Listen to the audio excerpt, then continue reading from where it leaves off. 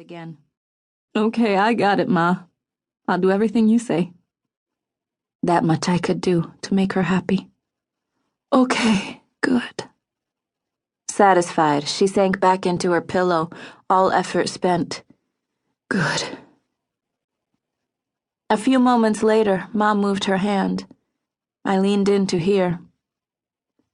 "Ginger ale," came the hoarse whisper. I nodded and went down the hall, glad I could do something for her. When I returned 2 minutes later, my mother was gone. Her eyes were closed, her head tilted, but it was nothing like sleep. Her face was free of pain for the first time in months. I set the ginger ale down on the table. "Ma, don't." "Don't what, Zoe?" I thought. "Don't go. Don't worry. Don't hurt anymore." She didn't even look like herself. Something had left her body and there was no more Ma. I felt my eyes start to burn. Sensors beeped and a nurse appeared. "DNR," I said robotically, turning away and wiping my eyes. She didn't want any extreme measures. She didn't even want me to see her die. Didn't want me to have to say goodbye. The attending nurse, a new one, was very nice. I filled out the paperwork I'd become so familiar with, all the while biting the inside of my cheek. I'd cry later. I took the next few days to work out the funeral arrangements before following Ma's orders to take off. I wasn't a fool, but there were some things you had to do no matter what. I let the folks who worked at the university dean's office with Ma know. I gave notice at the contract archaeology company I'd been working for and wrapped things up at the museum. Grateful my skills as an archaeologist were transferable and I'd be able to find another job shovel bumming wherever I ended up.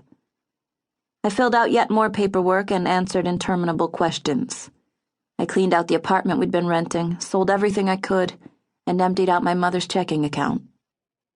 I wanted to make 3 calls. I'd left a message for my cousin Danny, but wanted to talk to him. He would have been there in an instant, but, disastrously, was out of town with work, and Will and Sean didn't want to hear from me, not after. That was it. After the funeral, I'd run. I'd lose myself and figure out what to do with the rest of my life. I was almost 25 years old. The rest of my life seemed a very long time. It was a good plan, but the day before the funeral, my last day temping at the museum, I could barely control my emotions. 1 minute, I thought I'd explode, feeling too much. The next, everything seemed distant, and I felt numb and detached. I opened up the file of acquisitions I'd been working on the day Ma died. A quick look around, I was alone. I took out the figurine I'd stuck in my pocket on my way to the hospital and looked at it. It was dirty and ugly, not much longer than my middle finger. It looked a little like a doll of painted clay. Its colors faded almost to a uniform beige, a woman with her hair piled on top of her head and dressed in what looked like Greek robes. It was so crudely done, so battered, it couldn't possibly be real. It was just a souvenir from some classical tourist trap, an imitation of a votive offering or a miniature of a famous statue. It had been rolling around loose in a box of objects from a donor's collection, probably swept up when they were clearing out her house. The box it came in could have been a museum piece itself, having originally held a Radio Shack TRS-80 color computer with, dig it, 4 whole kilobytes of memory. An honest mistake picking it up that day. I'd found it that night and realized I could return it as soon as I got back to the museum, no harm done. Looking at it now, something about the figurine spoke to me, reminded me of something, maybe from a dream.